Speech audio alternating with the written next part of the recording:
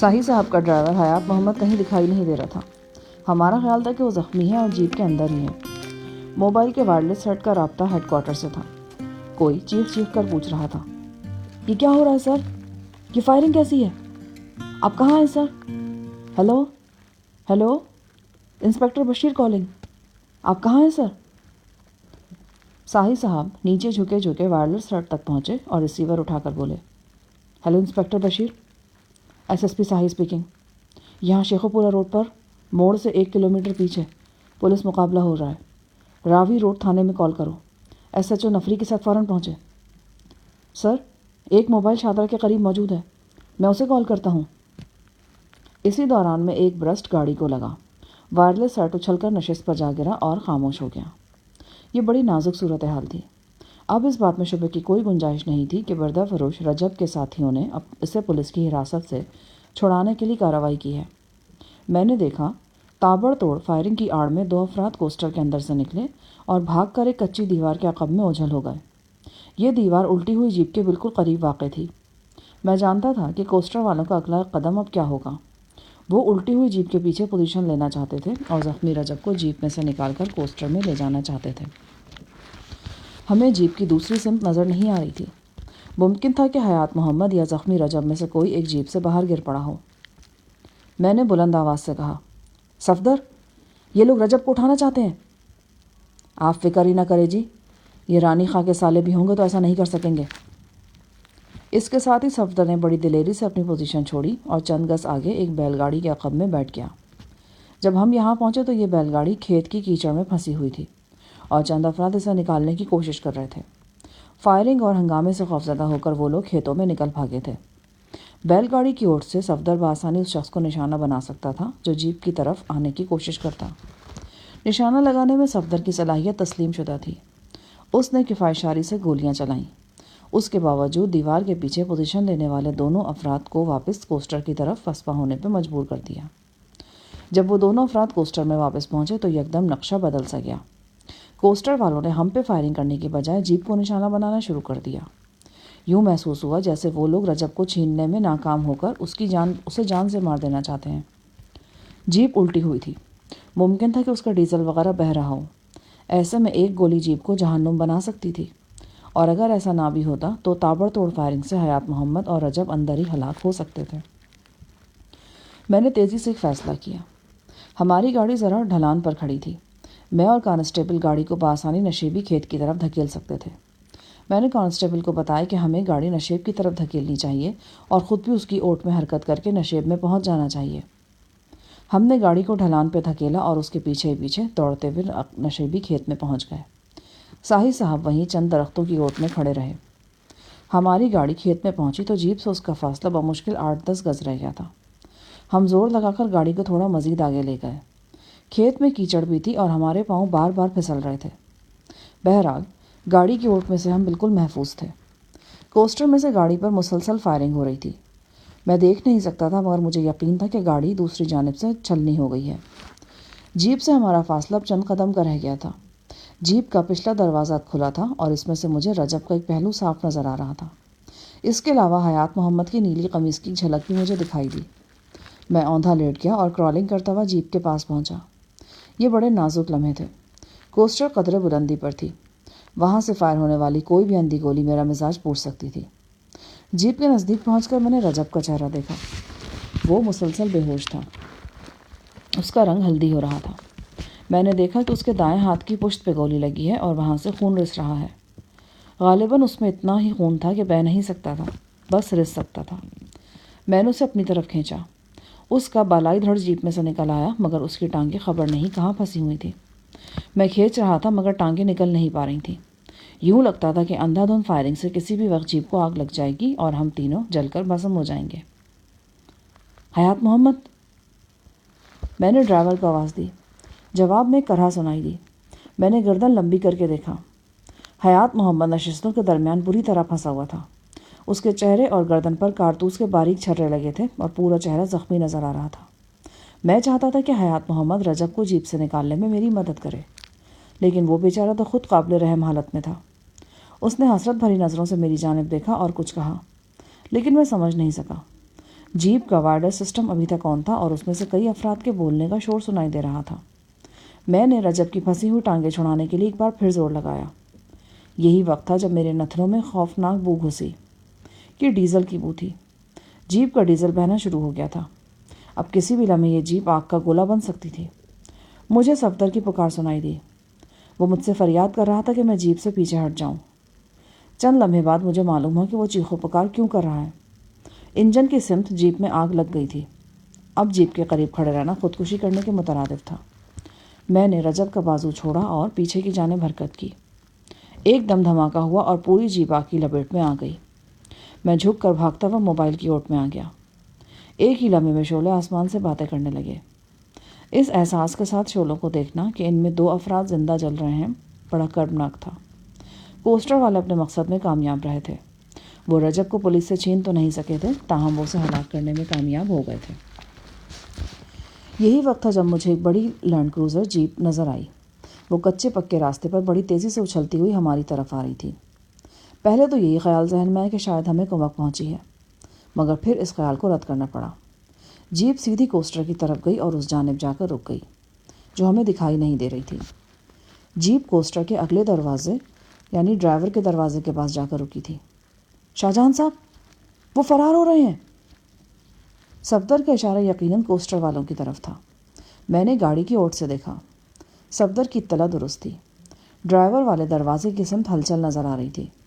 فضا میں جلتے ہوئے گوشت کی بھیانک بو تھی اور یہ بو ہمیں پکار کر کہہ رہی تھی کہ ہم کوسٹر والوں کو نہ جانے دیں۔ صفدر کے پاس ایمونیشن ختم ہو گیا تھا۔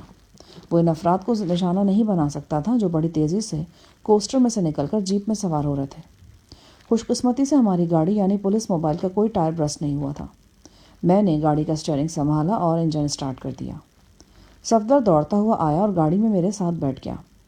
گاڑی کی طرف آتے ہوئے وہ ایک لمحے کے لیے کانسٹیبل کی ڈیڈ باڈی کے پاس رکا اور اس کی جیب میں سے 7mm کے 2 بھرے ہوئے میگزین نکال لیے۔ کانسٹیبل نے بھی اپنی 303 سمیت گاڑی میں چھلانگ لگا دی تھی۔ میں نے بھی گاڑی کو ریورس کرنا چاہا۔ کیچڑ میں پھنسے ٹائر بے تحاشا رفتار سے گھومتے چلے گئے۔ گاڑی کئی بار لہرانے کے بعد کھیت میں سے نکل آئی۔ اس وقت تک دیوہیکل لینڈ کروزر جیپ حرکت میں آ چکی تھی۔ ہم جیپ کے پیچھے لگ گئے۔ ساحل صاحب نے ہمیں پکارا، ٹھہر جاؤ شاہ جہاں۔ یقیناً وہ بھی ہمارے ساتھ لینڈ کروزر کے تعاقب میں جانا چاہتے تھے۔ میں نے سنی انسنی کر دی۔ صفدر نے بھی ان کی طرف سے رخ پھیر لیا۔ ہم انہیں خطرے میں نہیں ڈالنا چاہتے تھے۔ وہ چند قدم ہمارے پیچھے آئے اور پھر گرد و غبار کے بادل میں گم ہو گئے۔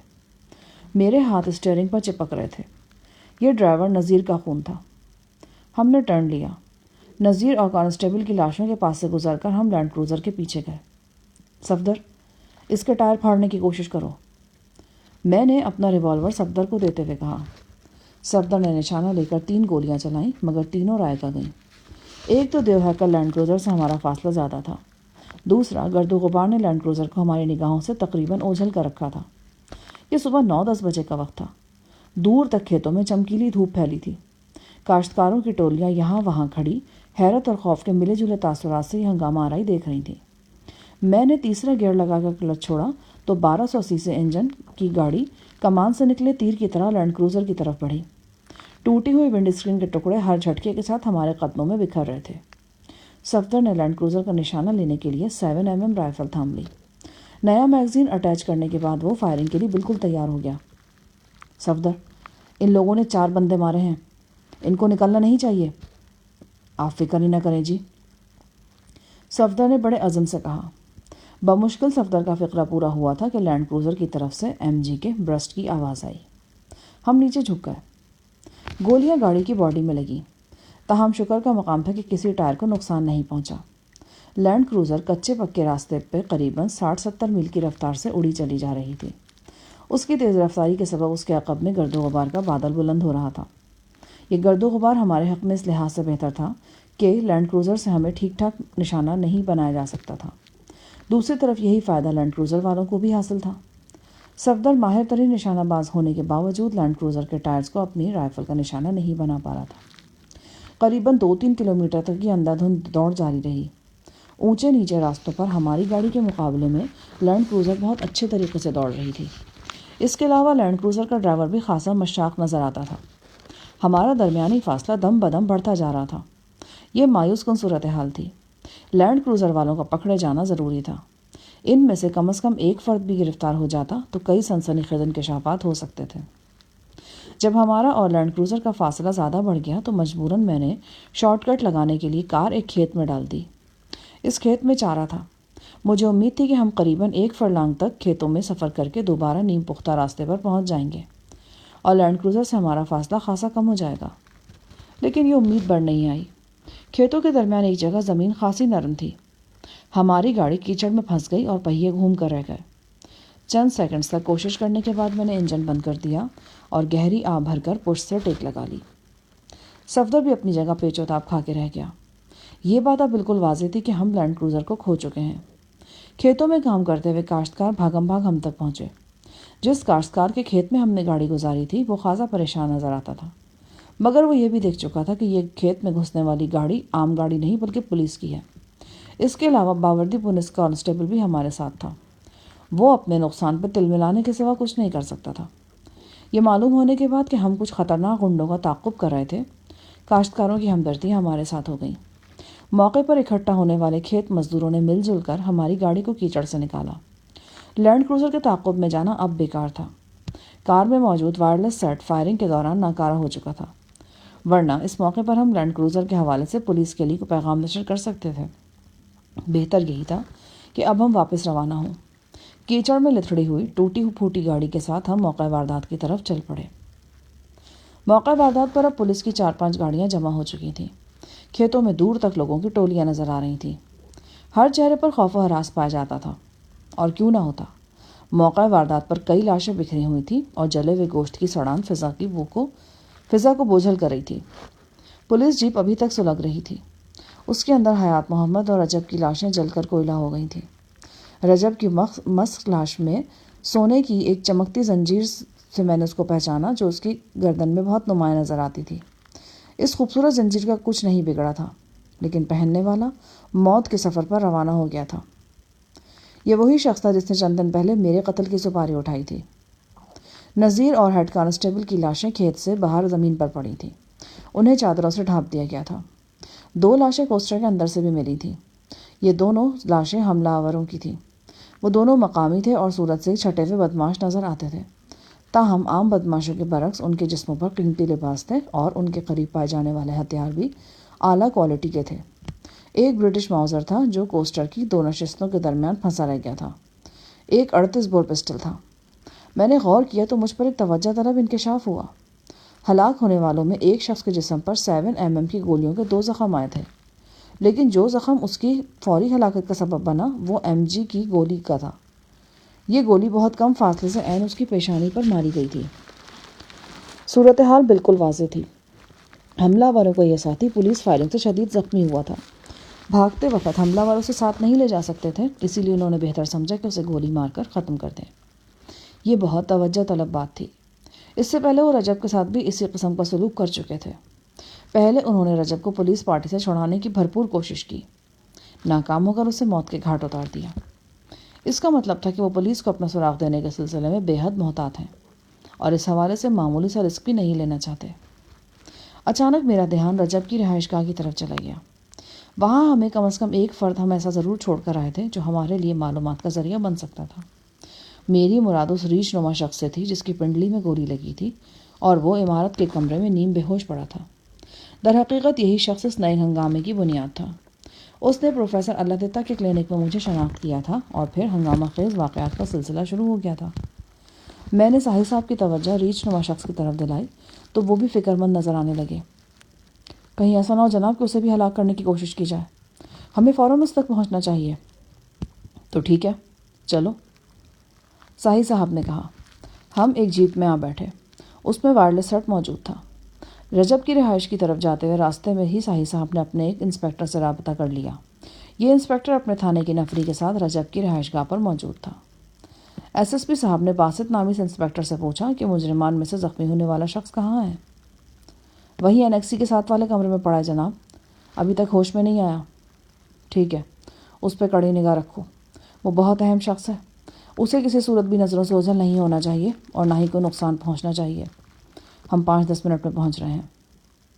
انسپیکٹر نے ہمیں پوری تسلی دی، لیکن جب 10 منٹ بعد ہم باغات میں گھری ہوئی رجب کی رہائش گاہ پر پہنچے تو انسپیکٹر باسط علی کے چہرے پر ہوائیاں اڑتی نظر آئیں۔ کیا ہوا انسپیکٹر؟ میں نے اس کا تیور بھانپ کر پوچھا۔ وہ تھوک نکل کر بولا، بہت بڑی گڑبڑ ہوئی ہے سر، وہ بندہ تو بلڈنگ میں موجود نہیں ہے۔ تو پھر کہاں ہے؟ ساحل صاحب دھاڑے، میں کچھ کہہ نہیں سکتا جناب، آپ کا پیغام آتے ہی میں اس کمرے میں پہنچا جہاں وہ بے ہوش پڑا تھا۔ کمرہ خالی تھا، فرش پر گھسیٹنے کے نشانات ہیں جن سے شبہ ہوتا ہے کہ وہ بے ہوش نہیں تھا، صرف مکر کیے پڑا تھا۔ موقع ملتے ہی وہ اپنی زخمی ٹانگ گھسیٹتا ہوا باہر نکلا اور اینیکسی کی جانب سے باہر چلا گیا۔ وہ انسان تھا کہ چھلاوا تھا؟ دن دہاڑے وہ تم سب کی آنکھوں میں دھول جھونک کر نکل گیا، یہ کیسے ہو سکتا ہے؟ وہ کہیں نہیں گیا ہوگا، مجھے یقین ہے کہ وہ اس 4 دیواری میں کہیں چھپا ہوگا۔ اسے ڈھونڈو انسپیکٹر، ہر صورت میں ڈھونڈو، اس کا ملنا اشد ضروری ہے۔ انسپیکٹر نے سر جھکا کر کہا، سر ہم نے ہر جگہ دیکھا ہے جی۔ ساحل صاحب بول رہا ہے، اگر وہ یہاں نہیں ہے تو پھر تم ہی لوگوں میں سے کوئی قصوروار ہے۔ میں یہ بات کسی صورت نہیں مان سکتا کہ وہ بھاگا ہے، اسے بھگایا گیا ہوگا۔ انسپیکٹر سمیت عملے کے کئی ارکان کے چہرے بجھ گئے۔ ہم اس کمرے میں پہنچے جہاں ریچھ نما شخص کو رکھا گیا تھا۔ گرد آلود فرش پر گھسیٹنے کے نشانات موجود تھے۔ اب یہ تو کوئی ماہر ہی بتا سکتا تھا کہ وہ از خود گھسیٹتا ہوا باہر نکلا تھا یا کسی نے گھسیٹ کر اسے نکالا تھا۔ گھسیٹنے کے نشانات اینیکسی کے پورچ سے ہوتے ہوئے گیٹ کی طرف چلے گئے تھے اور پھر اوجھل ہو گئے تھے۔ حتمی رائے تو قائم نہیں کی جا سکتی تھی، تاہم ایک امکان یہ بھی تھا کہ مضروب جان بوجھ کر بے ہوش بنا پڑا رہا، اور جب اس نے پولیس اہلکاروں کو ادھر ادھر مصروف پایا تو خاموشی سے کھسک گیا۔ صفدر نے میرے کان میں سرگوشی کرتے ہوئے کہا، جناب مجھے اندیشہ ہے کہ اس گینگ تک پہنچنے کے رہے سہے سراغ بھی ہمارے ہاتھ سے نکل جائیں گے۔ میرا مطلب ارشاد اور اس کے بھائی پروفیسر اللہ دتہ سے ہے، کہیں ایسا نہ ہو کہ وہ دونوں برادران بھی گدھے کے سر سے سینگوں کی طرح غائب ہو جائیں۔ میرا ذہن خود بھی اسی لائن پر سوچ رہا تھا۔ میں نے ساحل صاحب کو مطلع کیا۔ ہم فوراً گاڑیوں کی طرف بڑھے۔ عمارت کے احاطے میں وہ تمام افراد موجود تھے جنہیں رجب کی قید سے رہائی ملی تھی۔ ان میں وہ نوجوان بھی تھے جو اپنے اپنے سفری بیگوں کے ساتھ امریکہ اور یورپ جانے کے لیے تیار بیٹھے تھے، اور وہ مفلوق الحال افراد بھی شامل تھے جنہوں نے ایک برتر فروش کی لانچ سے فرار ہونے کی کوشش کی تھی اور اب رجب کے اس زمین دوز قید خانے میں اذیت ناک قید جھیل رہے تھے۔ مسلسل تشدد نے ان کی ذہنی حالت دگرگوں کر رکھی تھی اور وہ انسانوں سے زیادہ خوف زدہ بکریوں کا ریوڑ نظر آتے تھے۔ براؤن آنکھوں اور سیاہ بالوں والی دونوں خوبرو لڑکیاں بھی دیگر قیدیوں کے ساتھ وہاں موجود تھیں۔ انہیں گراسی لان کی بجائے کرسیوں میں بٹھایا گیا تھا۔ وہ کرسیوں پر یوں بیٹھی تھیں جیسے یہ کرسیاں لکڑی کی بجائے کاغذ کی بنی ہوئی ہیں اور ذرا سا بوجھ پڑتے ہی زمین بوس ہو جائیں گی۔ پولیس کا ماتحت عملہ حسب عادت لڑکیوں کو گھور رہا تھا اور حسب توفیق تبصرے بھی کر رہا تھا۔ لانچ کے قیدی مجھے دیکھتے ہی میری طرف بڑھائے۔ وہ اپنے ہاتھ پاؤں جوڑنے لگے اور مجھ سے درخواست کرنے لگے کہ میں جلد از جلد انہیں ان کے گھروں پہ جانے کی اجازت دے دوں۔ غالباً وہ اس غلط فہمی کا شکار تھے کہ میں بھی سادہ لباس میں کوئی پولیس اہلکاری ہوں۔ میں نے انہیں تسلی تشفی دی اور کہا کہ قانونی کارروائی مکمل ہونے کے فوراً بعد میں انہیں گھروں میں پہنچانے کا انتظام کر دوں گا۔ اسی دوران میں پولیس والوں کی گفتگو سے چند قیدیوں کو پتہ چل گیا کہ رجب پولیس مقابلے کے دوران مارا گیا ہے اور اس کی لاش جیپ کے اندر ہی جل گئی ہے۔ یہ خبر کئی قیدیوں کی آنکھوں میں تشکر کے آنسو لے آئی اور ان کے چہروں پر منڈلاتے ہوئے خوف کے سائے قدرے سے مٹ گئے۔ انسپیکٹر باسط علی کو دونوں لڑکیوں کے بارے میں خصوصی احتیاط کا حکم دے کر ساحل صاحب ہمارے ساتھ ایک پرائیویٹ کار میں آ بیٹھے۔ تھوڑی دیر بعد یہ کار برق رفتاری سے انارکلی کی طرف روانہ ہو رہی تھی۔ اس کار میں 2 مسلح پولیس اہلکار موجود تھے۔ اس کے علاوہ ایک اور پرائیویٹ کار بھی ہمارے عقب میں آ رہی تھی۔ اس میں بھی سادہ کپڑوں میں پولیس کی نفری موجود تھی۔ ہم سب پہلے ارشاد احمد کے گھر پر چھاپا مارنا چاہتے تھے۔ جب ہم ارشاد کے گھر پہنچے تو جو اب وہاں مسلح گارڈز بھی موجود تھے، تاہم جب اس گارڈ کو معلوم ہوا کہ آنے والے مہمانوں کا تعلق پولیس سے ہے اور وہ خوشامدید نہ کہے جانے کی صورت میں اس کی چمڑی بھی ادھیڑ سکتے ہیں، تو وہ پولیس پارٹی کے راستے سے ہٹ گیا۔ ہم کوٹھی کے اندر داخل ہوئے تو سب سے پہلے میری ملاقات اسی چرسی مصدق سے ہوئی جس نے مجھ سے 100 کا نوٹ لے کر مجھے بڑے خلوص سے ارشاد احمد کا درجہ دیا تھا اور پھر پروانے کی طرح میرے آگے پیچھے گھومتا رہا تھا۔ اس نے آلو بیگن کی شان میں لمبے چوڑے قصیدے پڑھے تھے اور میری سخاوت مندی کے وارث صدقے گیا تھا۔ وہ آج بھی نشے میں نظر آتا تھا۔ میں نے اسے 100 کا نوٹ دیا تو وہ ایک بار پھر کتے کی طرح میرے پاؤں میں لوٹنے لگا۔ عجیب خصلت کا شخص تھا وہ، یا پھر شاید نشے کی وجہ سے اس کی یہ حالت ہو جاتی تھی۔ آج اس نے مجھے بلا تردد DIG صاحب کا رتبہ دے دیا اور لڑکھڑاتے قدموں سے مجھے بار بار سیلیوٹ کرنے لگا۔ تمہارا مالک ارشاد احمد کہاں ہے؟ DIG صاحب، اگر مجھے پتہ ہوتا تو خدا کی قسم میں آپ کو ضرور بتا دیتا۔ پھر اپنے لہجے کو سرگوشی میں بدلتے ہوئے بولا، بے شک یہ شخص میرا مالک ہے، لیکن میں سمجھتا ہوں کہ یہ جہنم کے سب سے گہرے گڑھے میں گرائے جانے کا اختیار ہے۔ اس شخص نے ہم نوکروں کو آلو بینگن اور ٹنڈے کدو کھلا کھلا کر ہماری زندگی خراب کر دی ہے۔ خود اس کے لیے کڑھائی گوشت اور سیخ کباب بنتے ہیں، جبکہ ہمیں سبزیوں کے شوربے میں ڈبکیاں لگانے کو دی جاتی ہیں۔ یہ بھی کوئی زندگی ہے؟ خدا کسی دشمن کو ایسے بینگن، میرا مطلب ایسی زندگی نہ دے۔ آپ ذرا انصاف کریں کہ انصاف ضرور ہوگا انشاءاللہ، لیکن فی الحال یہ بتاؤ کہ ارشاد احمد کہاں مل سکتا ہے؟ وہ میرے پاؤں کو ہاتھ لگا کر بڑی بڑی قسمیں کھانے لگا۔ DIG صاحب، مجھے میرے بچوں کی قسم، مجھے کچھ نہیں معلوم۔ بس تھوڑی دیر پہلے وہ آندھی کی طرح آئے اور ایک اٹیچی کیس لے کر طوفان کی طرح گھر سے نکل گئے۔ وہ بڑی جلدی میں نظر آتے تھے۔ تمہارا کیا خیال ہے؟ کہاں گئے ہوں گے؟ شاید بازار گئے ہوں گے۔ کسی ریڑھی پر انہیں بڑے سستے آلو بینگن نظر آئے ہوں گے، اٹیچی بھر کر لینے گئے ہوں گے ہمارے لیے۔ مصدق نشے میں اول فول بک رہا تھا۔ مجھے یاد آیا کہ گھر کی بالائی منزل پر ارشاد احمد کی بیمار والدہ رہتی ہیں، شاید وہ عورت اپنے بیٹے کے بارے میں کچھ بتا سکتی۔ میں اور صفدر پولیس والوں کے ہمراہ بھاگم بھاگ بالائی منزل پر پہنچے۔ یہاں ایک دو ملازم تھے، وہ ہمیں دیکھ کر خوفزدہ ہو گئے۔ ہم سیدھے اس کمرے کی جانب بڑھے جہاں ایک شاندار پلنگ پر ایک جسیم عورت چادر اوڑھے نیم دراز تھی۔ ہمیں دیکھ کر اس کی آنکھوں میں ایک دم خوف ابھر آیا۔ پہلے تو اس پر سکتے کی سی کیفیت طاری رہی، پھر اس نے زور زور سے چیخیں مارنا شروع کر دیں۔ میں نے اور ساحل صاحب نے آگے بڑھ کر اسے سنبھالنے کی کوشش کی، لیکن وہ مسلسل چیختی چلی جا رہی تھی۔ ساتھ ساتھ وہ خود کو ہم سے چھڑانے کی بھی کوشش کر رہی تھی۔ مجھے معلوم ہو کہ اگر ہم چند لمحے مزید اس کمرے میں رہے تو یہ عورت بے ہوش ہو جائے گی یا پھر اسے دل کا دورہ وغیرہ پڑ جائے گا۔ میں نے ساحل صاحب کو اشارہ کیا اور ہم اس ادھیڑ عمر عورت کے بیڈ روم سے نکل آئے۔ دو گھریلو ملازماؤں نے عورت کو سنبھال لیا اور اسے لٹا کر دوا وغیرہ پلانے کی کوشش کرنے لگیں۔ ساحل صاحب کی ہدایت پر پولیس اہلکاروں نے کوٹھی کی تلاشی لینی شروع کی۔ گھر میں چوکیدار سمیت کل 4 ملازم تھے۔ انہیں کمرے میں اکٹھا کر لیا گیا۔ کوٹھی کی تفصیلی تلاشی کے نتیجے میں ایک گودام سے ولایتی شراب کے 2 کریٹ برآمد ہوئے۔ اس کے علاوہ 3 خودکار رائفلیں، ایک ریوالور اور ان ہتھیاروں کا امونیشن ملا۔ ایک کمرے کی الماری میں سے بہت سے جعلی پاسپورٹ، شناختی کارڈز اور غیر ملکی سفارت خانوں کی مہریں برآمد ہوئیں۔ اس الماری کے 2 خانے کھلے ملے۔ ان اندرونی خانوں میں کوئی شے موجود نہیں تھی۔ صاف پتہ چل رہا تھا کہ افراتفری میں یہاں سے کچھ کاغذات سمیٹے گئے ہیں۔ عین ممکن تھا کہ یہ کاغذ اسی اٹیچی کیس میں رکھے گئے ہوں جو بوقت رخصت ارشاد احمد کے ہاتھ میں نظر آیا تھا۔ ایک الماری سے ہمیں خطرناک قسم کا اسپرے بھی ملا۔ اس اسپرے سے کسی شخص کو کئی گھنٹوں کے لیے اعصابی طور پر مفلوج کیا جا سکتا تھا۔ ارشاد احمد کی خوابگاہ میں ایسے آثار نظر آئے جن سے اندازہ ہوتا تھا کہ اس کی اکثر راتیں رنگین جلووں کے نرغے میں گزرتی ہیں۔ ارشاد احمد تو راہ فرار اختیار کر چکا تھا۔ اب ہمارے ہاتھ میں آخری کلو پروفیسر اللہ دتہ رہ گیا تھا۔ خدشات تو اس کے بارے میں بھی موجود تھے، مگر عین ممکن تھا کہ وہ ابھی تک پولیس کے چھاپوں سے بے خبر ہو یا پھر اپنے مریضوں میں گرا ہونے کی وجہ سے خاطر خواہ پھرتی نہ دکھا سکا ہو اور ہم اسے زیادہ بوجھ لیں۔ ساحل صاحب نے وائرلیس پر اپنی ایک موبائل سے رابطہ کیا اور موبائل میں موجود پولیس پارٹی کو ہدایت کی کہ وہ اللہ دتہ کے کلینک کو اپنی نگرانی میں لے لیں۔ یہ پولیس پارٹی مال روڈ کے GPO چوک سے گزر رہی تھی۔ 5 منٹ کے اندر پرانی انارکلی میں پروفیسر کے کلینک پر پہنچ گئی۔ پولیس پارٹی کی طرف سے ہمیں یہ خوش کن اطلاع ملی کہ پروفیسر اللہ دتہ صاحب کلینک میں ہی موجود ہیں اور مریضوں کا معائنہ فرما رہے ہیں۔ ہم بھی تھوڑی سی تاخیر کے ساتھ پروفیسر کے کلینک پہنچ گئے۔ حسب معمول کلینک کے سامنے کاروں اور موٹر سائیکلوں کی قطاریں موجود تھیں۔ خوب رش نظر آ رہا تھا۔ یا تو پروفیسر اللہ دتہ ابھی تک ہنگامہ محشر سے بے خبر تھا یا جان بوجھ کر انجان بنا ہوا تھا۔ ساحل صاحب نے مجھ سے کہا، شاہ جہاں، تم اور صفدر اندر جاؤ، ساتھ میں ایک مسلح سفید پوش کو بھی لے جاؤ، زیادہ بھیڑ بھاڑ کی ضرورت نہیں ہے۔ میں اور صفدر ایک سادہ پوش SI کے ساتھ کلینک میں داخل ہوئے۔ سامنے بڑا سا بورڈ آویزا تھا، بچوں کے ضدی امراض کی واحد علاج کا۔ اندر مریضوں کا ہجوم تھا، زیادہ تر خواتین و بچوں کی تعداد تھی۔ پروفیسر کے کمپاؤنڈر اور ملازمین بے حد مصروف تھے۔ میں اور صفدر دندناتے ہوئے مشورہ گاہ میں گھس گئے۔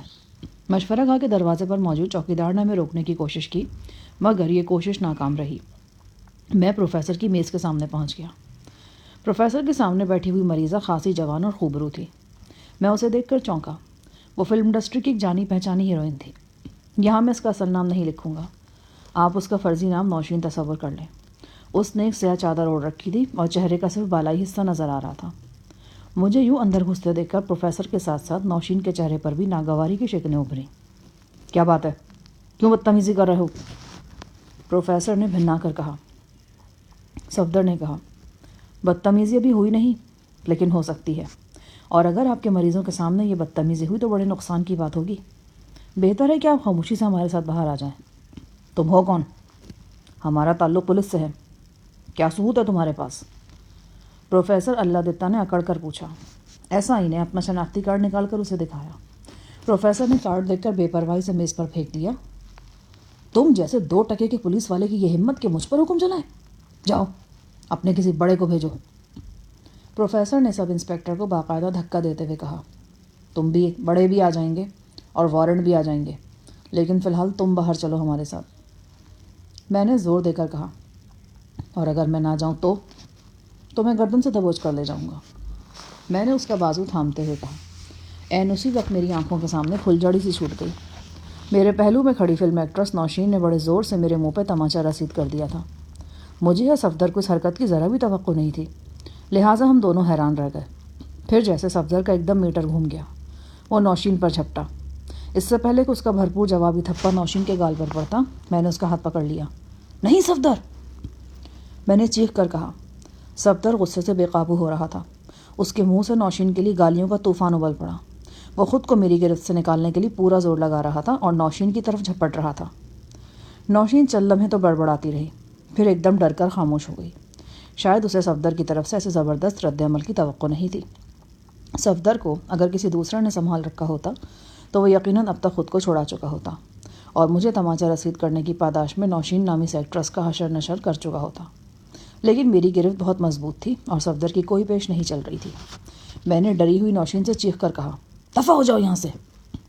وہ ایک لمحہ تذبذب میں رہی، پھر خبر نہیں کیا بکواس کرتی ہوئی باہر نکل گئی۔ شور سن کر پروفیسر کے کئی کارندے مشورہ گاہ میں گھس آئے۔ اس سے پہلے کہ یہ کارندے پروفیسر کے حکم پر میری اور صفدر کی جانب متوجہ ہوتے، ساہی صاحب اپنے عملے کے ساتھ اندر داخل ہوئے۔ مسلح اہلکاروں کو دیکھ کر پروفیسر اینڈ کمپنی کی سٹی گم ہو گئی۔ سب کے چہروں پر ہوائیاں اڑنے لگیں۔ تاہم پروفیسر قدرے حوصلے میں نظر آتا تھا۔ وہ ابھی تک گردن اکڑائے کھڑا تھا اور تیز لہجے میں بول رہا تھا، مجھے ہاتھ لگانے کی کوشش نہیں کرنا۔ ساہی صاحب کو اس نے باقاعدہ وارننگ دے دی۔ میں SSP ساہی ہوں، تو میں تحویل میں لینا ضروری ہے۔ ساہی صاحب کا عہدہ جان کر اس کا رویہ ذرا نرم ہوا، لیکن ظاہری تنفن میں کوئی کمی واقع نہیں ہوئی۔ میں ایک ٹیلی فون کرنا چاہتا ہوں۔ اور پھر ساہی صاحب کی اجازت کا انتظار کیے بغیر اس نے ریسیور اٹھا کر کسی کا نمبر ڈائل کرنا شروع کر دیا۔ ہیلو، سلمان صاحب، میں اللہ دتہ بول رہا ہوں۔ جی ہاں، خیریت ہے بھی اور نہیں بھی۔ آپ کا کوئی ساہی نام کا SSP کلینک میں گھس آیا ہے۔ اس کے عملے نے سخت بدتمیزی کی ہے اور مجھے پکڑنا چاہ رہے ہیں۔ جی، یہ تو آپ انہی سے پوچھیے۔ بالکل میرے سامنے کھڑا ہے۔ اس کے بعد اللہ دتہ نے ریسیور ساہی صاحب کو تھما دیا۔ ساہی صاحب نے دوسری طرف سے کی جانے والی بات مؤدب انداز میں سنتے رہے اور ہوں ہاں میں جواب دیتے رہے۔ 1-2 مرتبہ انہوں نے کوئی اعتراض کرنے کی کوشش کی، مگر دوسری طرف سے غالباً تند و تیز لہجے میں بات کی جا رہی تھی، لہٰذا وہ خاموش رہ گئے۔ آخر میں انہوں نے بہت اچھا کہہ کر ریسیور رکھ دیا۔ چہرے پر مایوسی صاف نظر آ رہی تھی۔ انہوں نے عملے کو اشارہ کیا۔ سادہ پوش اہلکار پروفیسر کے ارد گرد سے پیچھے ہٹ گئے۔ اللہ دتہ کے کارندوں میں سے ایک کے سوا سب کو چھوڑ دیا گیا۔ اس کے پاس سے ریوالور برآمد ہوا تھا۔ اللہ دتہ نے اپنے زیر حراست کارندے کی طرف اشارہ کر کے کہا، اسے بھی چھوڑو۔ ریوالور کا لائسنس دیکھ کر چھوڑ دیں گے۔ ٹھیک ہے، تو وہ لائسنس دکھا دیتے ہیں، اللہ دتہ نے کہا، اور پھر اپنے کسی سجاد نامی کارندے کو آواز دے کر کہا، SSP ساہی کو ریوالور کا لائسنس دکھایا جائے۔ ہم سب اللہ دتہ کی مشورہ گاہ سے باہر نکل آئے۔ ہنگامہ دیکھ کر بہت سے مریض کھسک گئے تھے۔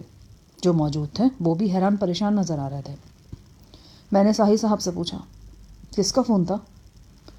ہوم سیکریٹری کا۔ لگتا ہے حرامزادے کی پہنچ کافی اوپر تک ہے۔ اسی دوران میں ایک انسپکٹر واکی ٹاک کے لیے ساہی صاحب کے پاس پہنچ گیا۔ IG صاحب کا فون ہے جناب۔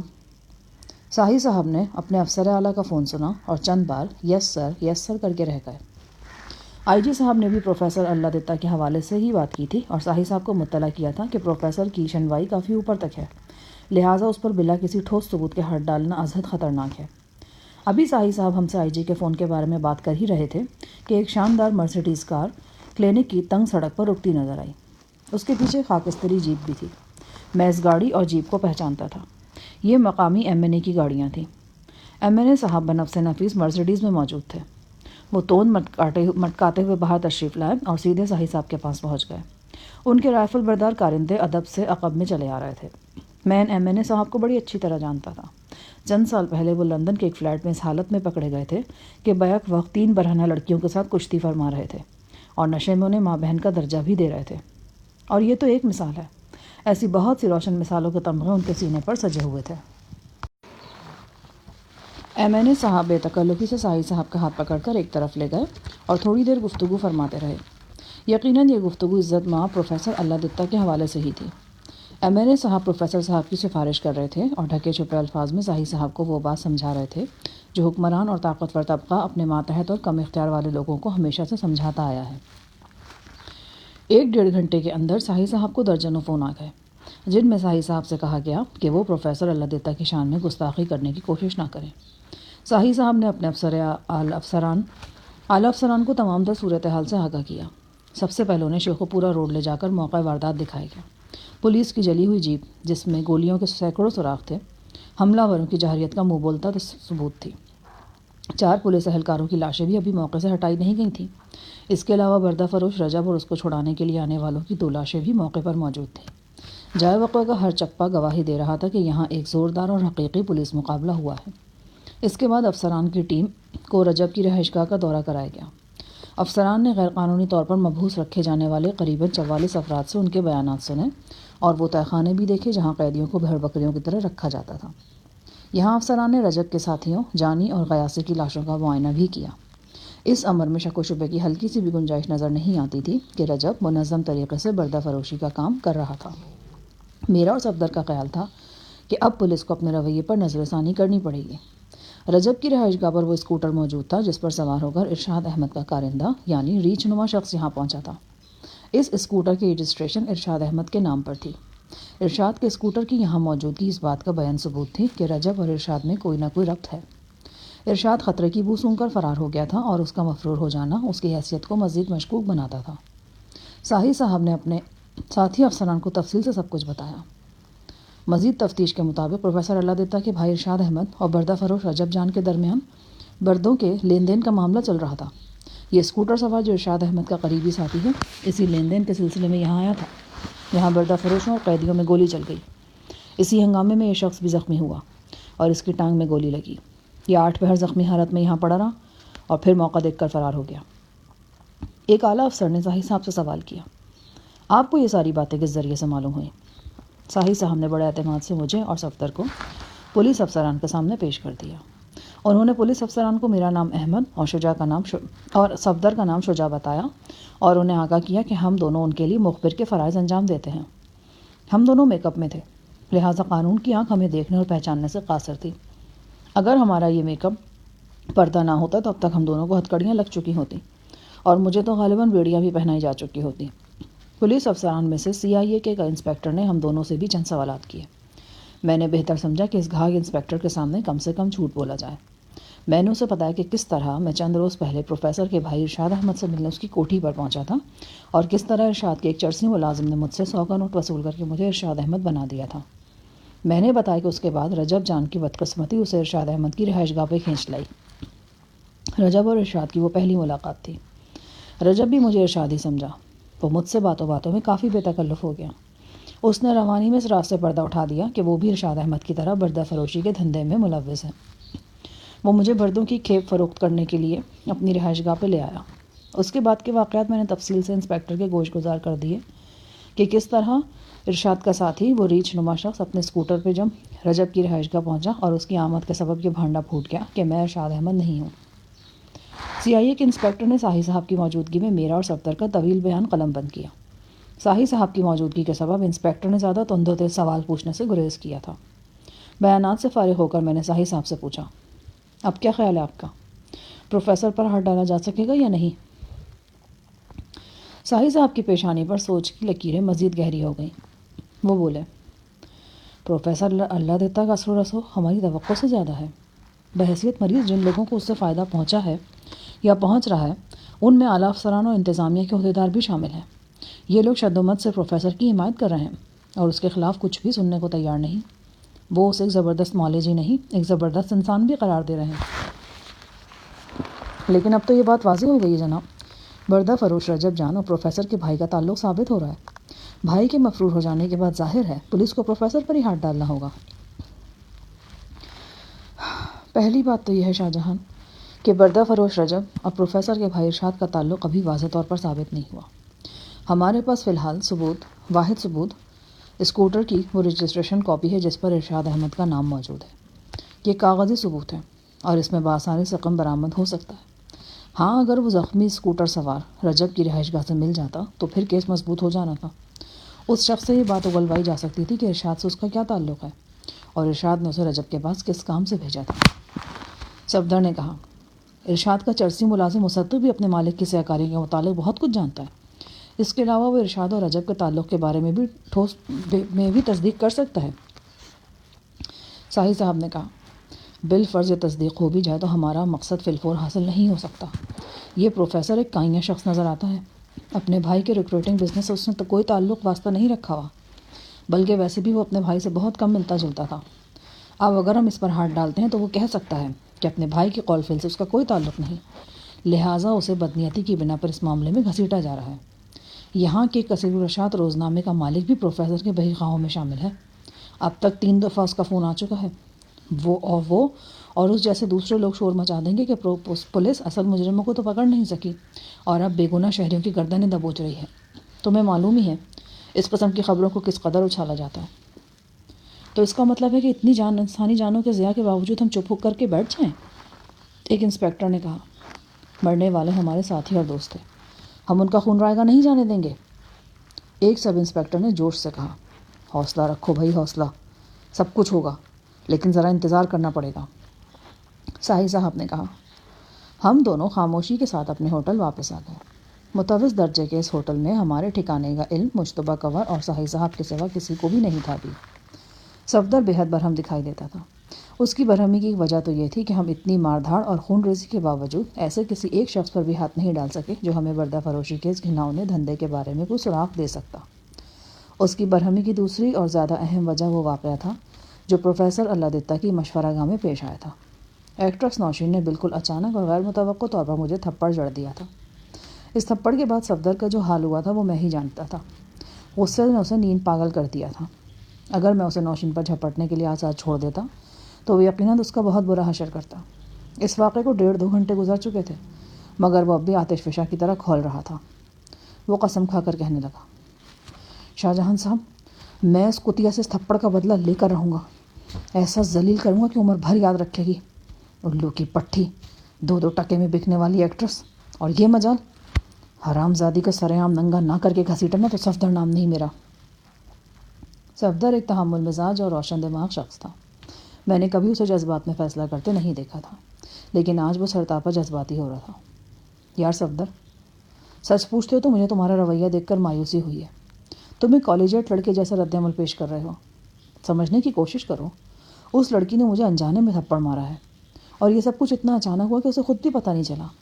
پروفیسر کے لیے اس کی عقیدت ایک دم ہی اس کے غصے کا سبب بن گئی۔ میں اس لیے بے عزتی محسوس نہیں کر رہا کہ میں اس کے لیے انجان تھا۔ ہاں، اگر میں اس کے لیے شناسا ہوتا تو وہ میرے قوائف سے واقف ہوتی تو پھر ایسا کرتی تو شاید مجھے قلق ہوتا۔ آپ میں اتنا حوصلہ ہوگا جناب، لیکن مجھ میں نہیں ہے۔ میں اسے تھپڑ معاف نہیں کر سکتا۔ تم ایک اور بات بھی بھول رہے ہو پیارے، ہم دونوں اپنی اصل صورتوں میں نہیں ہیں، لہٰذا تھپڑ بھی میرے چہرے پر نہیں لگا بلکہ اس چہرے پر لگا ہے جو میک اپ کے بعد بنا ہے۔ صفدر پھر نایا وہ اٹھ کر باہر چلا گیا۔ اتنی دیر میں ویٹر نے دروازے پر دستک دی۔ میں نے دروازہ کھولا تو ویٹر نے بتایا کہ میرا فون ہے، میں استقبالیہ کاؤنٹر پر جا کر سن لوں۔ کون ہے؟ کوئی ساہی صاحب ہیں۔ میں فوراً چپل گھسیٹ کر نیچے کاؤنٹر پر پہنچا۔ ساہی صاحب نے کہا، بھائی کوئی ملنا چاہ رہا ہے تم سے۔ کون ہے؟ ملک کی ایک بڑی فلم اسٹار مس نوشین۔ میں چونک گیا، اسے مجھ سے کیا کام ہے؟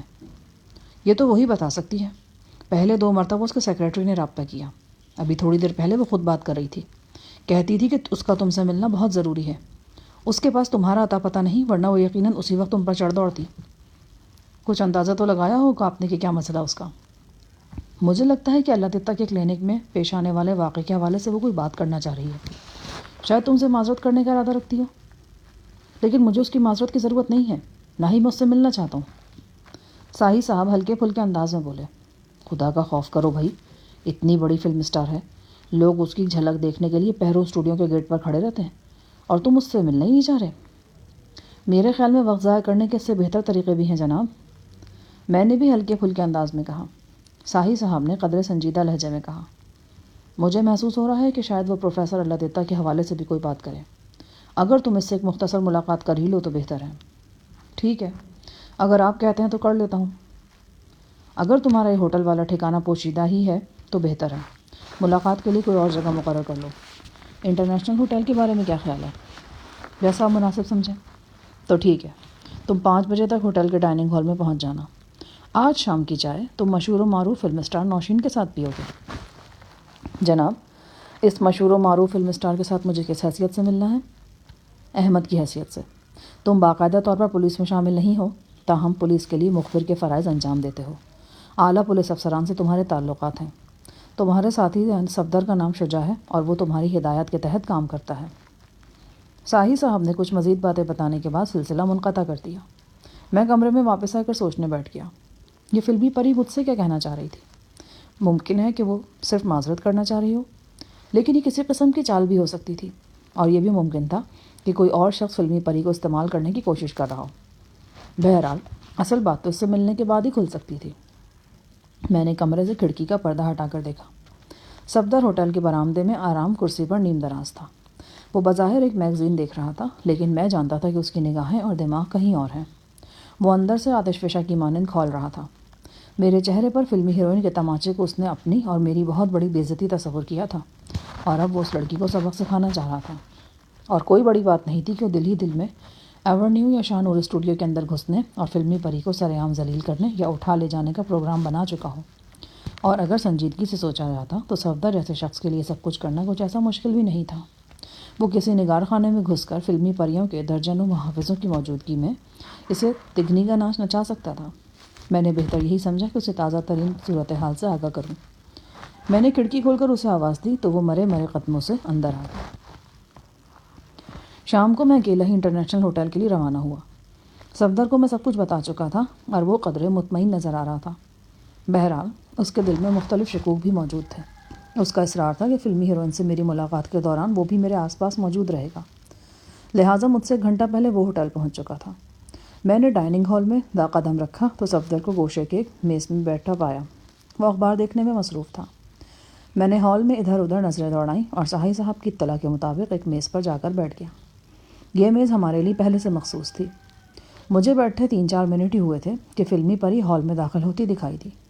میں نے اس کی چال ڈھال اور قد و قامت سے اسے پہچانا. وہ ایک چلتی پھرتی دلکش قیامت تھی. لامبا قد، شانے چوڑے، نقوش بھی خوبصورت تھے، مگر اس کی شخصیت میں سب سے نمایاں چیز اس کی دودھیا رنگت اور انتہائی نفیس و ملائم جلد تھی. لگتا تھا کہ اپنے حسن و شباب کی دیکھ بھال کے حوالے سے اس کا ماہانہ بجٹ لمبا چوڑا ہے. وہ ہال میں داخل ہوئی تو اس کا سراپا ایک طویل چادر میں چھپا ہوا تھا. آنکھوں پر ہلکی رنگدار اینک لگی تھی. زیریں چہرہ چادر کے پلو نے چھپا رکھا تھا. اس نے ہال میں داخل ہو کر نگاہ دوڑائی اور سیدھی میری میز پر آ گئی. خوشبو کا ایک جھونکا میرے نتنوں سے ٹکرایا. السلام علیکم. میں نے اٹھ کر اس کا استقبال کیا اور پھر ہم دونوں آمنے سامنے بیٹھ گئے. اس کے ہاتھ میں ایک نفیس ہینڈ بیگ تھا. سرخ و سفید ہاتھ میں ہیرے کی 2 انگوٹھیاں جگمگا رہی تھیں. چند لمحوں کی بوجھل خاموشی کے بعد وہ بولی، ایس پی ساہی صاحب سے مجھے آپ کے بارے میں کافی کچھ معلوم ہو گیا ہے. میرا خیال ہے کہ آپ بھی میرے بارے میں زیادہ نہیں تو تھوڑا بہت تو جانتے ہی ہوں گے. میں نے اس کا دل رکھنے کے لیے اقرار میں سر ہلایا، حالانکہ میں نے پوسٹروں اور اخباروں میں صرف اس کی تصویریں دیکھی تھیں. ہاں، زری گل یہاں موجود ہوتا تو یقیناً وہ اس کا پورا شجرہ نسب بیان کر دیتا. اس نے اینک اتار کر میز پر رکھ دی. چند لمحے وہ اپنے ہاتھوں کی انگلیوں کو مروڑتی رہی اور پھر دبی آواز میں بولی، مسٹر احمد، آج دوپہر پروفیسر صاحب کے کلینک پر جو واقعہ ہوا، میں اس کے لیے بے حد شرمندہ ہوں اور آپ سے معافی چاہتی ہوں. اس کے حسین چہرے پر ندامت بارش کی طرح برس رہی تھی۔ اگر آپ کو اپنی غلطی کا احساس ہو گیا تو یہ بہت اچھی بات ہے۔ انسان کو تحمل کا دامن کسی حال میں بھی نہیں چھوڑنا چاہیے۔ پتہ نہیں مجھے کیا ہو گیا تھا۔ سچی بات یہ کہ میں پروفیسر صاحب سے بہت عقیدت رکھتی ہوں۔ وہ میرے مالج ہی نہیں، ایک طرح سے میرے پیر و مرشد بھی ہیں۔ میں اس قدر جذباتی ہوئی کہ میرا ہاتھ اٹھ گیا۔ بہرحال اس کے بعد آپ نے جس برداشت اور صبر کا ثبوت دیا اور جس طرح اپنے مشتعل ساتھی کو روکے رکھا، اس نے مجھے بہت متاثر کیا، اور شاید یہی وجہ کہ میں اس وقت آپ کے سامنے بیٹھی ہوں۔ اسی دوران میں ویٹر آ گیا۔ ہم نے اسے چائے کا آرڈر دیا۔ آپ کتنے عرصے سے پروفیسر کے پاس آ رہی ہیں؟ قریباً 2 سال ہوئے۔ میری بہن صادقہ کا بیٹا جو صرف 2 سال کا تھا نا، سیڑھیوں سے گرا اور 5 روز اسپتال میں رہا۔ بعد میں اس پر وقتاً فوقتاً غشی کے دورے پڑنے شروع ہو گئے۔ بہت سے ڈاکٹروں کو دکھایا، لیکن وہ دن بدن لاغر اور بیمار ہوتا چلا گیا۔ ڈاکٹروں نے بتایا کہ اسے خاص قسم کا اعصابی مرض لاحق ہے۔ یہ مرض ریڑھ کی ہڈی میں چوٹ لگنے سے پیدا ہوتا ہے۔ اس میں وقفے وقفے سے مریض کے اعضاء شل ہو جاتے ہیں اور وہ انہیں اپنی مرضی سے حرکت نہیں دے سکتا۔ میں اپنے بھانجے کو 2 مرتبہ امریکہ بھی لے کر گئی، لیکن وہاں سے بھی تسلی تشفی ہی مل سکی صرف۔ انہی دنوں میرے ایک ملازم نے مجھے پروفیسر کے بارے میں بتایا۔ مصیبت میں انسان ہر قسم کے سہارے تلاش کرنے کی کوشش کرتا ہے۔ میں انکوالیفائڈ معالجوں پر یقین نہ رکھنے کے باوجود بھانجے کو پروفیسر صاحب کے پاس لے آئی، اور پھر یہ معجزہ ہوا کہ میرا 2-2.5 سالہ بھانجا جو موت کے منہ میں پہنچ چکا تھا پھر سے جی اٹھا۔ 1.5-2 ہفتے اس کی حالت جوں کی توں رہی، اور پھر وہ تیزی سے سنبھلنے لگا۔ صرف 2 ماہ بعد ہی وہ بھلا چنگا ہو گیا تھا۔ ان واقعات کے چند ماہ بعد مجھے جلد کی تکلیف ہو گئی۔ میرے ہاتھوں کی پشت اور کمر کے نچلے حصے میں سفید داغ سے نظر آنے لگے۔ ہلکی خارش بھی ہوتی تھی۔ میں نے لاہور کے بہترین ڈاکٹرز کو دکھایا۔ وقتی طور پر آرام آ جاتا، پھر تکلیف ہو جاتی۔ ڈاکٹرز نے کہا کہ یہ طویل عرصے تک چلنے والی بیماری ہے، دوا وغیرہ کھانے سے کنٹرول میں رہے گی، مگر مکمل طور پر ختم ہونے میں وقت لگے گا۔ آپ کو تو پتہ ہی ہے، شوبز میں رہنے والوں کو اپنی ظاہری حالت کا کتنا دھیان رکھنا پڑتا ہے۔ کوئی مسئلہ ہو جائے تو پورا کریئر برباد ہو جاتا ہے۔ میں اپنا پرابلم لے کر پروفیسر صاحب کے پاس پہنچی، اور پھر دوسرا معجزہ ہوا۔ پروفیسر صاحب نے صرف 70-80 روپے میں ایک مرہم بنا کر دیا، اور اس نے میری تکلیف کو چند ہفتوں میں جڑ سے اکھاڑ پھینکا۔ اس واقعے نے مجھے اور میری فیملی کو پروفیسر صاحب کا مستقل عقیدت مند بنا دیا۔ میں یہاں اکثر آتی جاتی رہتی ہوں، کبھی دوا لینے کے لیے آنا پڑتا ہے اور کبھی یوں ہی چلی آتی ہوں۔ پروفیسر صاحب کی شخصیت یوں تو عام سی نظر آتی ہے، لیکن ان سے 2-4 بار ملنے کے بعد اندازہ ہوتا ہے کہ وہ اندر سے بہت بڑے اور کرنی والے ہیں۔ بہت بڑے صاحب کی کیا مراد ہے؟ کیا آپ یہ کہنا چاہتی ہیں کہ وہ بہت اچھے اور نیک انسان ہیں؟ اس میں تو کوئی شک نہیں۔ پھر کس میں شک ہے؟ بے ساختہ میرے منہ سے نکل گیا۔ وہ چونک کر مجھے دیکھنے لگی۔ ایک لمحے کو مجھے لگا کہ جیسے وہ برا مان جائے گی، لیکن پھر یوں لگا کہ وہ اپنے آپ میں ہی کہیں کھو گئی ہے۔ شاید میرا سوال اتنا رائے گا نہیں تھا جتنا میں سمجھ رہا تھا۔ آپ کچھ پریشان سی ہو گئی ہیں؟ آپ نے بات ہی ایسی کہی ہے، لیکن مجھے لگ رہا ہے کہ میری بات اتنی بے موقع نہیں تھی۔ بے شک آپ پروفیسر سے بھرپور عقیدت رکھتی ہیں اور ان پر اعتماد بھی کرتی ہیں، پھر بھی ان کے حوالے سے کوئی چیز آپ کو الجھن میں ڈال دیتی ہے۔ میں نے اندھیرے میں تیر چھوڑا تھا، لیکن یہ نشانے پر لگا۔ نوشین کے خوبصورت چہرے پر ایک بار پھر سوچ کی پرچھائیاں لہرا گئیں۔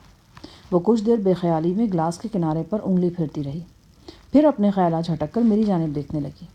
اس کی نگاہ میں گہرائی اور کھوج تھا۔ وہ براہ راست میری آنکھوں میں دیکھ رہی تھی۔ وہ میری توقعات سے مختلف نکلی تھی۔ دیکھنے میں وہ سرتاپا فلمی پری نظر آتی تھی، لیکن اس کی بول چال اور اداؤں میں خاص قسم کا رکھ رکھاؤ اور دھیما پن تھا۔ کچھ پڑھی لکھی بھی تھی۔ اس کے شرمانے کا انداز، مسکراہٹ، لہجہ، یہ سب کچھ اسے عام فلمی ہیروئنوں سے جدا ثابت کرتا تھا۔ اگر میں یہ کہوں تو بے جانا ہوگا کہ اس نے فلمی حسیناؤں کے بارے میں میرے تمام منفی تصورات کو دھڑام سے زمین بوس کر دیا تھا۔ وہ نزاکت سے بولی، SSP ساہی صاحب نے بتایا تھا کہ آپ پولیس کے خاص الخاص انفارمر ہیں۔ آپ کو اعلیٰ افسران کی طرف سے اہم کام سونپے جاتے ہیں۔ کیا میں آپ کو پرائیویٹ جاسوس قسم کی کوئی چیز سمجھوں؟ محترمہ، یہ پرائیویٹ جاسوس اور ان کی جاسوسیاں صرف مغربی ملکوں میں ہی پائی جاتی ہیں۔ مجھے تو آپ سیدھے سادے لفظوں میں انفارمر ہی کہیں۔ میرا دل گواہی دے رہا ہے کہ آپ کثر نفسی سے کام لے رہے ہیں۔ آپ وہ نہیں جو خود کو ظاہر کر رہے ہیں۔ بہرحال جو بھی ہے، آپ نے اور آپ کے ساتھی نے مجھے بہت متاثر کیا ہے۔ خاص طور سے آپ پر میرا دل اعتماد کرنے کو چاہتا ہے۔ آپ کے خیالات جان کر مجھے خوشی ہوئی۔ میں شکریہ ادا کرنے کے سوا اور کیا کہہ سکتا ہوں؟ آپ بہت کچھ کہہ سکتے ہیں، بلکہ باقاعدہ مجھے تھپڑ مار سکتے ہیں۔ جو واقعہ بیت گیا اسے بھول جائیں۔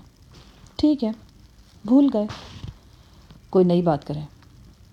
اس کے چہرے پر ایک دم گہری سنجیدگی چھا گئی اور حسین آنکھیں کچھ سوچنے میں مصروف ہو گئیں۔ میں نے کنکھیوں سے دیکھا۔ ہال میں موجود لوگ اپنے اپنے حال میں مگن تھے۔ کسی کو خبر نہیں تھی کہ ملک کی مشہور و معروف ایکٹریس ان کے درمیان موجود ہے۔ صفدر اپنی گوشے والی میز پر موجود تھا اور کافی پی رہا تھا۔ اس نے تھوڑا سا رخ پھیر رکھا تھا۔ نوشین کے لیے ممکن نہیں تھا کہ آسانی سے اسے دیکھ سکتی اور پہچان سکتی۔ نوشین کے پرسوچ انداز کا اختتام ایک سرد آہ پر ہوا۔ کیا پھر کل یہیں ہماری ملاقات ہو سکتی ہے؟ کیوں؟ کوئی خاص بات ہے؟ نہیں، یوں ہی آپ سے مل کر مجھے خوشی ہوئی۔ نہیں، آپ ضرور کچھ کہنا چاہ رہی ہیں۔ ہاں، شاید ایسا بھی ہے، مگر اس سے بھی زیادہ اہم بات یہ ہے کہ میں آپ سے پھر ملنا چاہتی ہوں۔ میں واضح طور پر محسوس کر رہا تھا کہ نوشین شدید تذبذب میں ہے۔ وہ مجھے کچھ بتانا چاہ رہی تھی اور ڈر بھی رہی تھی۔ شاید وہ سوچنے کے لیے کچھ مزید وقت چاہتی تھی۔ اسی دوران میں ایک 8-10 سال کی بچی ہمارے پاس آئی۔ وہ چند لمحے شرمائی سے نوشین کی طرف دیکھتی رہی، پھر بولی، میرے ممی پاپا نے آپ کو پہچان لیا ہے۔ آپ فلم اسٹار نوشین ہیں نا؟ ہاں، نوشین ہی ہوں، فرمائیے۔ بچی نے جھٹ سے آٹوگراف بک آگے کی۔ Autograph please. نوشین نے آٹوگراف دے دیے۔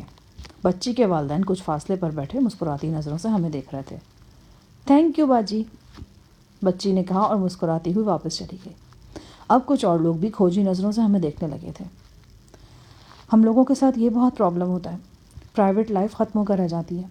اب دیکھیے نا، چادر میں منہ چھپا رکھا ہے، پھر بھی پہچانی گئی ہوں۔ ہاں بھائی، شہرت کے ساتھ یہ چھوٹے چھوٹے مسائل تو ہوتے ہی ہیں۔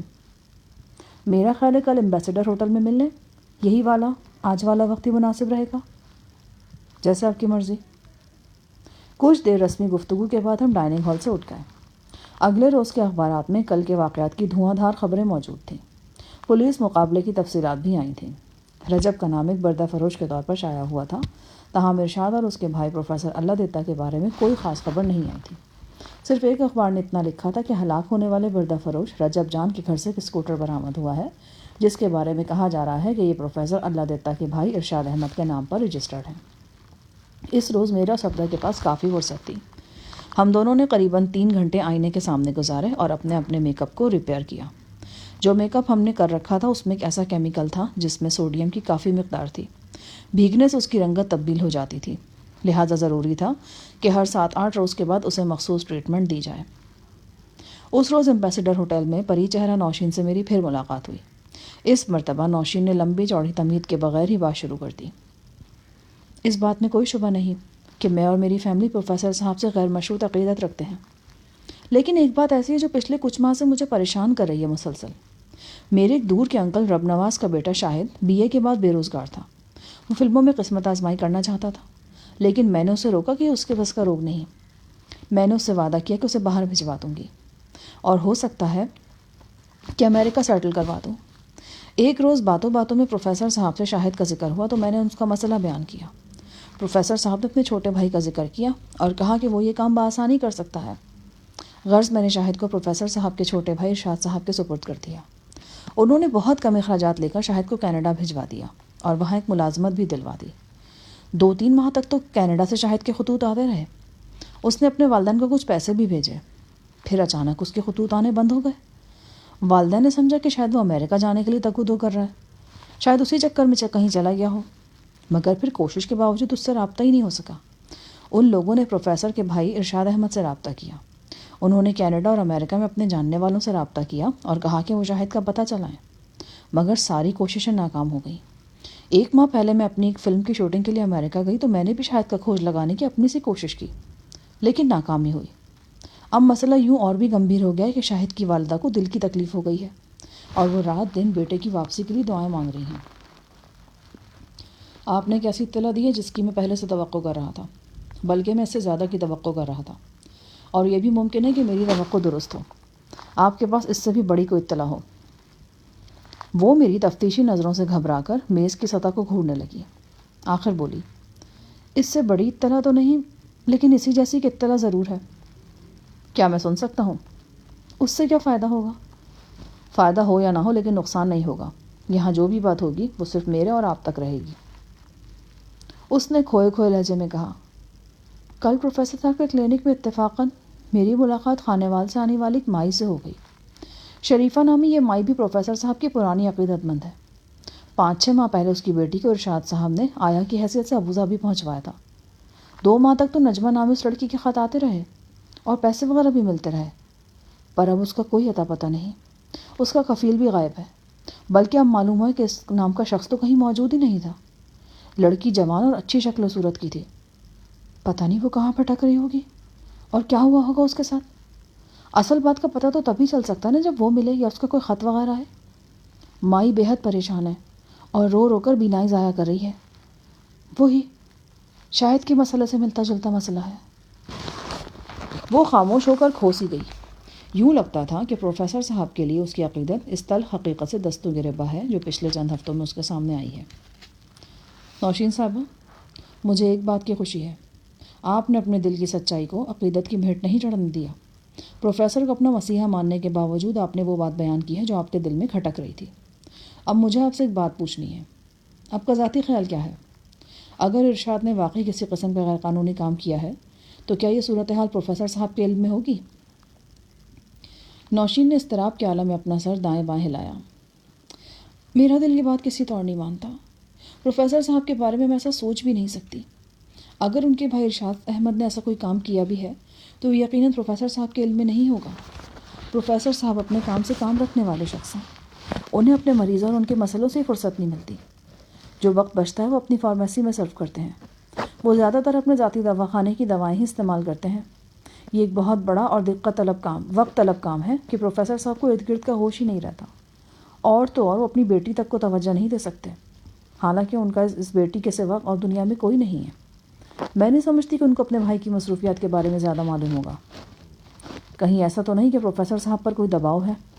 میرا مطلب کہ ان کے بھائی کی طرف سے یا کسی اور طرف سے کوئی بلیک میلنگ وغیرہ کا سلسلہ؟ مجھے تو اس قسم کے کوئی آثار نظر نہیں آئے۔ پھر سوچنے کی بات ہے کہ پروفیسر صاحب کو کوئی کیوں بلیک میل کرے گا؟ بلیک میلنگ کی وجہ تو عموماً کسی کی کوئی کمزوری ہوتی ہے۔ بلیک میلر اس کمزوری کو دھمکی بنا لیتے ہیں۔ پروفیسر صاحب تو بطور انسان اتنے اچھے ہیں اور اتنی صاف ستھری زندگی گزار رہے ہیں کہ سب کچھ شیشے کی طرح صاف نظر آتا ہے۔ میں نے دل میں سوچا کہ صاف نظر آنے اور صاف ہونے میں بہت فرق ہوتا ہے۔ مجھے سوچ میں گم دیکھ کر نوشین بولی، کل کے واقعات کے بعد سے ارشاد احمد صاحب روپوش ہیں۔ ان کی روپوشی کی وجہ سے میرے شعبے کو تقویت مل رہی ہے۔ اگر وہ بے گناہ تھے تو انہوں نے پولیس کا سامنا کیوں نہیں کیا؟ آپ کا ذاتی خیال ارشاد احمد کے بارے میں کیا ہے؟ کیا وہ بھی پروفیسر جیسا مزاج رکھتا ہے یا اس سے کچھ مختلف ہے؟ پروفیسر صاحب ان کے بھائی کے مزاج میں نمایاں فرق ہے۔ میں زیادہ تو نہیں جانتی، لیکن اتنا معلوم ہے کہ وہ طبیعت کے سخت ہیں۔ ان کی وائف 1 سال پہلے روٹ کر اپنے میکے چلی گئی تھی۔ صرف اپنی بیمار والدہ کے ساتھ وہ تنہا مکان میں رہتے ہیں۔ کچھ رنگین مزاج بھی سمجھے جاتے ہیں۔ پچھلے برس جب ان کا ریکروٹنگ کا کام کافی مندہ تھا تو پروفیسر صاحب بڑے بھائی کی حیثیت سے ان کی مالی امداد بھی کرتے رہتے تھے، لیکن اس کے باوجود ارشاد احمد کے کام میں انہوں نے کبھی مداخلت نہیں کی اور نہ ہی دلچسپی لی ہے۔ نوشین اور میں تادیر اسی بارے میں بات چیت کرتے رہے۔ نوشین کی دلی خواہش تھی کہ میں یہ ساری باتیں فی الحال اپنے تک محدود رکھوں اور ہو سکے تو اپنے ذرائع سے ارشاد احمد کے بارے میں ٹو لینے کی کوشش کروں۔ آخر میں اس نے پھر ملتجی لہجے میں کہا، میں نہیں چاہتی کہ اس معاملے میں کسی بھی حوالے سے پروفیسر صاحب کا نام آئے۔ وہ پہلے ہی بڑے دکھی شخص ہیں، ان کو زخموں کی نہیں مرہم کی ضرورت ہے۔ میں نے اپنے طور پر نوشین سے وعدہ کیا کہ میں ارشاد احمد کے بارے میں معلومات حاصل کرنے کی کوشش کرتا رہوں گا اور میں یہ کارروائی صرف اپنے تک محدود رکھوں گا۔ وہ میری بے حد مشکور نظر آنے لگی۔ عجیب بات تھی کہ ایمبیسڈر ہوٹل کے ہال میں بھی نوشین کو پہچان لیا گیا۔ 3-4 نوجوان جو صورتوں سے ہی اوباش نظر آتے تھے نوشین کے ارد گرد منڈلانے لگے۔ کبھی اونچی آواز میں باتیں کرنے لگتے، کبھی کوئی گانا گنگنانے لگتے۔ میں اور نوشین اٹھ کر باہر پارکنگ میں آ گئے۔ نوشین اپنی ٹویوٹا گاڑی پر آئی تھی۔ باوردی ڈرائیور دروازہ کھولے تیار کھڑا تھا۔ نوشین نے مجھے اپنے فون نمبرز دیے اور کہا کہ ہماری اگلی ملاقات اب اس کے گھر پہ ہی ہوگی۔ میں ہوٹل واپس پہنچا تو صفدر بے قرار سا ٹہل رہا تھا۔ میں نے اندازہ لگایا کہ اس کے پاس کوئی اہم اطلاع یا خبر ہے۔ مجھے دیکھ کر اس نے ایک سرد آنکھ کھینچی اور مسکرا کر بولا، کافی دیر لگا دی آپ نے، کہیں کوئی فلمی کہانی تو سننے نہیں بیٹھ گئے تھے؟ میرا خیال ہے کہ تم نرم الفاظ استعمال کر رہے ہو، ورنہ تم یہ کہنا چاہتے ہو کہ کہیں میں کوئی فلمی کہانی بنانے تو نہیں بیٹھ گیا تھا۔ آپ پر تو پورا اعتماد ہے جناب، لیکن یہ فلمی پریاں بڑی ناقابل اعتبار ہوتی ہیں، اچھے بھلے بندے کی مت مار کے رکھ دیتی ہیں۔ اب مت تو ماری ہی جائے بہتر ہے۔ وہ کیا کہتے ہیں، یاد ماضی عذاب ہے یارب، چھین لے مجھ سے حافظہ میرا۔ مجھے لگتا ہے کہ غزالہ کے حوالے سے آپ نے مایوس ہونا شروع کر دیا ہے۔ بھائی میں بھی انسان ہوں، پتھر تو نہیں ہوں۔ بے شک میں مایوس ہو رہا ہوں، اور مایوس ہونا گناہ ہے۔ اس گناہ سے بچنے کے لیے میں نے سوچا کہ اگر ایک چھوٹی سی پارٹ ٹائم محبت کر لی جائے تو کیا مذائقہ ہے۔ میں نے مسکراتے ہوئے کہا۔ صفدر نے میری بات کا جواب دینا ضروری نہیں سمجھا۔ وہ جانتا تھا کہ میں یوں ہی بے پر کی اڑا رہا ہوں، ورنہ غزالہ کی یاد سے پیچھا چھڑا لینا میرے لیے کافی مشکل ہے۔ صفدر نے مجھے میرے خیالوں سے چونکایا۔ آج کی ملاقات کا کیا نتیجہ رہا؟ نوشین کے نزدیک پروفیسر اللہ دیتا ایک بے قصور شخص ہے۔ اگر اس کا کوئی قصور ہو سکتا ہے تو وہ یہ کہ وہ ارشاد احمد کا بڑا بھائی ہے، لیکن میں نوشین سے متفق نہیں ہوں۔ مجھے لگتا ہے کہ اس نے اپنی آنکھوں پر عقیدت کی پٹی باندھ رکھی ہے، اور وہ پروفیسر کی بہت سی خامیوں کو نظر انداز کر رہی ہے۔ وہ کہتی کہ پروفیسر کا اپنے بھائی کے کاروبار سے کوئی تعلق نہیں تھا، لیکن کچھ شواہد ایسے بھی ملے ہیں جن سے اندازہ ہوتا ہے کہ پروفیسر اپنے عقیدت مندوں کو مختلف مسائل کے حل کے لیے اپنے بھائی کی طرف بھیجتا تھا۔ ان میں ایک اہم مسئلہ بیرون ملک جانے کا بھی ہوتا تھا۔ ایک طرح سے وہ اس اندھے اعتماد کا فائدہ اٹھا رہا تھا جو لوگ اس پر کرتے تھے۔ خاص طور سے عورتیں اور لڑکیاں پروفیسر پر بے حد بھروسہ رکھتی تھیں۔ عین ممکن ہے کہ اسی بھروسے کے سبب بہت سی لڑکیاں اور عورتیں ارشاد احمد کے جال میں جا پھنستی ہوں۔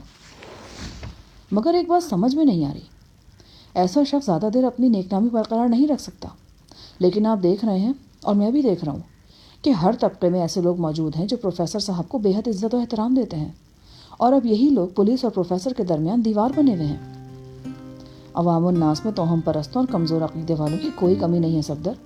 پھر یہ بھی ہو سکتا ہے کہ پروفیسر اور اس کے بھائی نے اپنی کارستانیوں کا سلسلہ حال ہی میں شروع کیا ہو۔